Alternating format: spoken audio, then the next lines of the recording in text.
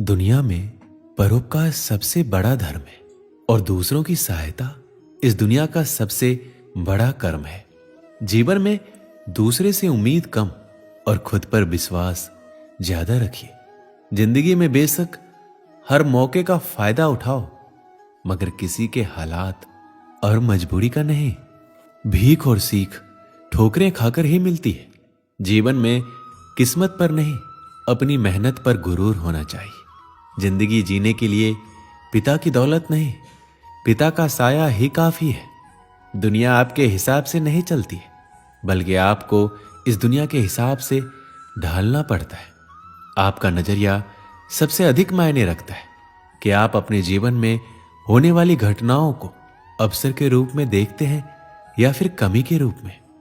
जो खुद खुश रहते हैं उनसे दुनिया खुश रहती है। जो जीवन में छोटी मुश्किलों को देखकर ही घबरा जाते हैं वो कभी भी बड़ी सफलता का अधिकार नहीं रखते। दूसरों के ऊपर भरोसा रखने वाले दूसरों की गुलामी करते हैं, लेकिन खुद पर भरोसा करने वाले बेखौफ जीते हैं। मुश्किलें जीवन का दूसरा नाम है, क्योंकि जब मुश्किलें ही नहीं होगी तब जीवन का कोई अस्तित्व नहीं रह जाता है। श्री कृष्ण कहते हैं, मीठा पानी सबको भाता है, परंतु खारा पानी किसी को नहीं भाता। अब सोचने वाली बात यह है कि मोती समुद्र की गहराइयों में ही बनता है। खारे पानी के मध्य में रहकर हर क्षण भक्षकों से टकराकर अपने अस्तित्व को दांव पर लगाकर ही सीप मोती प्रदान कर पाती है। कभी सोचा है क्यों? क्योंकि बिना संकटों का सामना किए बिना आपको सुख प्राप्त नहीं होगा। इसलिए निडर होकर संकटों का सामना कीजिए। हम सब समय की महत्ता को पहचानते हैं। समय ही हमें बनाता है, समय ही हमें नष्ट कर देता है। कभी समय ठीक चलता है तो कभी बहुत ही खराब समय आता है। विचित्र बात यह है कि हम फिर भी समय को ही नष्ट करते हैं। स्मरण रखिएगा, समय केवल जाता है, कभी आता नहीं है। इसलिए समय की प्रतीक्षा में समय व्यर्थ ना करें। जो भी करना है आज अभी इसी क्षण प्रारंभ करें। फिर चाहे वो किसी को सुख देना हो या स्वयं को बदलने का प्रयास करना हो, कुछ भी हो, विलंब ना करें, क्योंकि समय उसी का साथ देता है जो समय का सम्मान करता है। समय कितना विचित्र होता है। समय हमारे साथ हो तो हम स्वयं को राजा मान लेते हैं। वहीं समय यदि विरुद्ध हो जाए तो रंक बनने में समय नहीं लगता। इसलिए मनुष्य की एक आदत होती है कि बुरे समय के लिए कुछ बचा कर रखता है। संबंधी और मित्र बुरे समय में साथ छोड़ देते हैं तो व्यक्ति सोचता है, क्यों ना धन संचय कर ले। धन का तो कोई मन नहीं होता जो समय आने पर बदल जाए। संसार कहता है, धन का संचयन करते रहो, बुरे समय में काम आएगा ही। मैं कहता हूं, शुभ काम करते रहो, आनंदित रहो, स्वयं पर और ईश्वर पर भरोसा रखो। बुरा समय कभी आएगा ही नहीं। बहती नदियां कितनी सुंदर होती है, पावन होती है। जहां से जाती है वहां एक नया जीवन प्रदान करती है। धरा को सींचती है, अकाल को दूर रखती है, और कदाचित इसीलिए नदी को मां समान पूजा जाता है। किंतु क्या कभी आपने ये सोचा है कि नदी जन्म कैसे लेती है? क्या ये प्रारंभ से ही इतनी विशाल होती है? नहीं, ये वर्षा की छोटी छोटी बूंदें गिरकर मिलती है, एक सूक्ष्म धारा बनती है, और ये धारा पर्वतों के हिम को काटते हुए, स्वयं को पिघलाते हुए जल प्रपातों से गिरती है, चट्टानों से टकराती है और फिर जाके नदी बनती है। इसी प्रकार ऐसे कोई महान नहीं बन जाता। छोटे छोटे प्रयास मिलकर एक विशाल व्यक्तित्व बनाते हैं। इसलिए जीवन में प्रयास करते रहिए, अस्तित्व अपने आप बन जाएगा। बबूल का पेड़ कितना विशाल होता है, पीपल का पेड़ भी विशाल होता है। किंतु क्या आपने कभी सोचा है क्यों बबूल के पेड़ को काट के उसका उपयोग किया जाता है और क्यों पीपल के पेड़ को पूजा जाता है? इसलिए क्योंकि पीपल का पेड़ उसके नीचे बैठे पथिक को छाया देता है, अपनी डाल पर असंख्य पंछियों को बसेरा देता है, किसी को कांटे चुभोकर दूर नहीं करता, बल्कि उसे शीतल छाया देकर उनकी थकान हर लेता है। इस संसार में यदि सम्मान पाना है तो पीपल की भांति ही बनना होगा।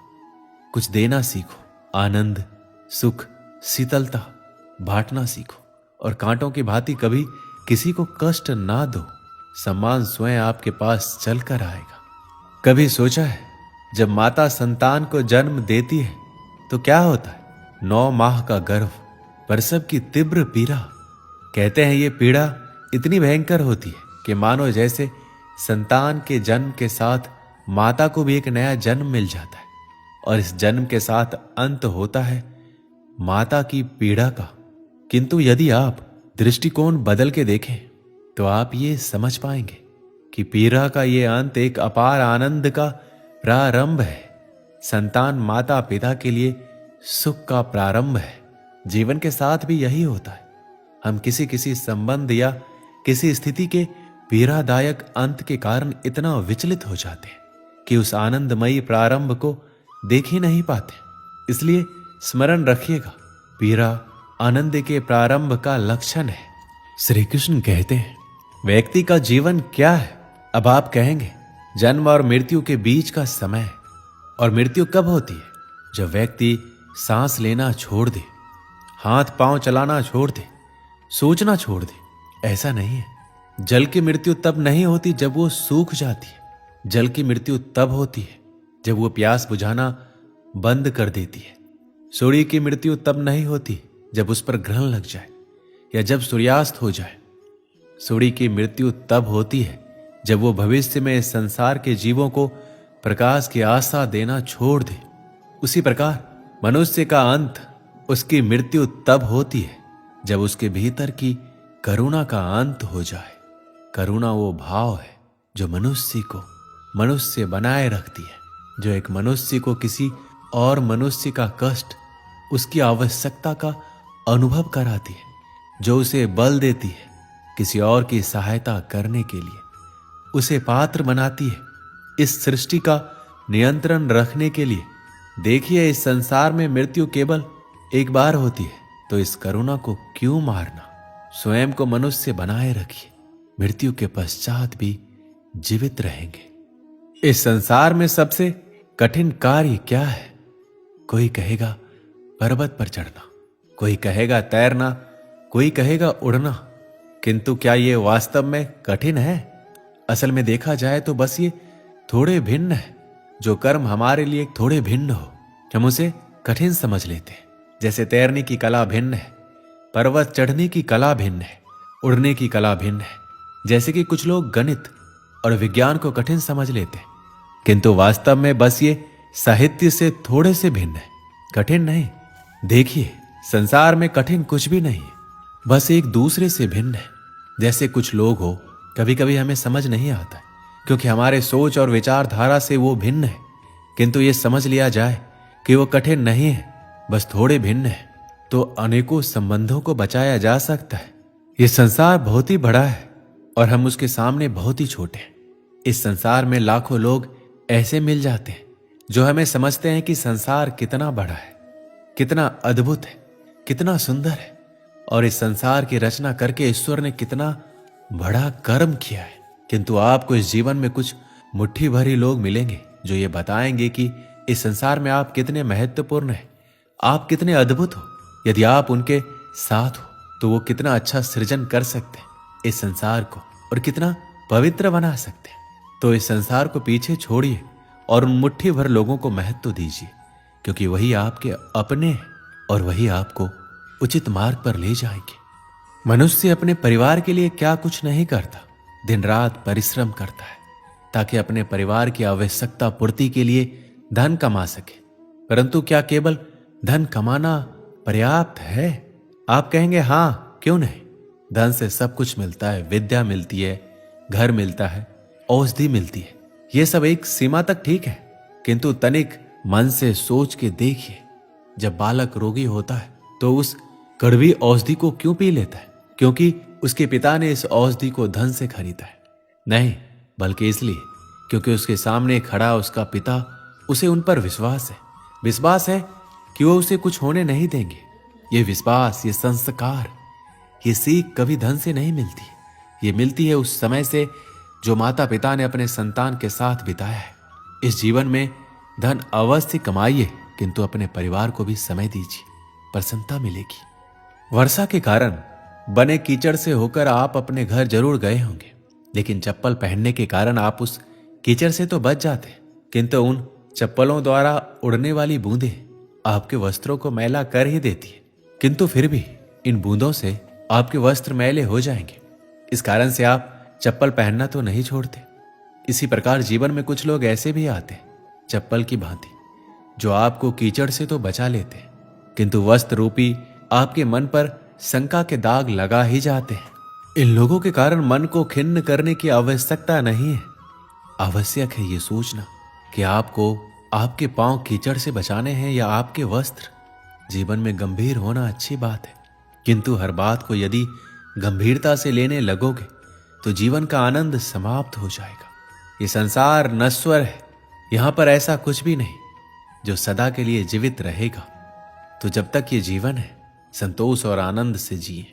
स्वयं पर छिटकने वाले कीचड़ पर ध्यान ना दे, बस आनंद बांटते रहे। परीक्षा एक ऐसी व्यवस्था जिससे मुझे, आपको, सबको कहीं ना कहीं दो चार होना ही पड़ता है। स्मरण कीजिए, अपने बालपन में आप परीक्षा देने बैठे।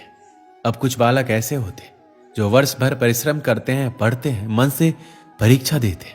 कुछ बालक ऐसे होते जो अपने आसपास बैठे बालकों की नकल करते और परीक्षा में उत्तीर्ण भी हो जाते। बुरा लगता है ये सोचकर, कोई बिना किसी परिश्रम के परीक्षा में उत्तीर्ण कैसे हो सकता है। किंतु स्मरण रखिएगा, जो नकल करते हैं वो परीक्षा में उत्तीर्ण हो सकते हैं, सफल नहीं, क्योंकि वो नकल करते, बिना प्रश्न को समझे, बिना उत्तर का तरीका निकाले।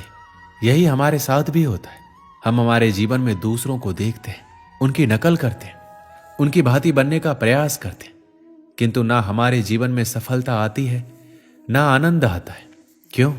क्योंकि हम एक विशेष बात भूल जाते हैं कि प्रत्येक मनुष्य का व्यक्तित्व भिन्न होता है।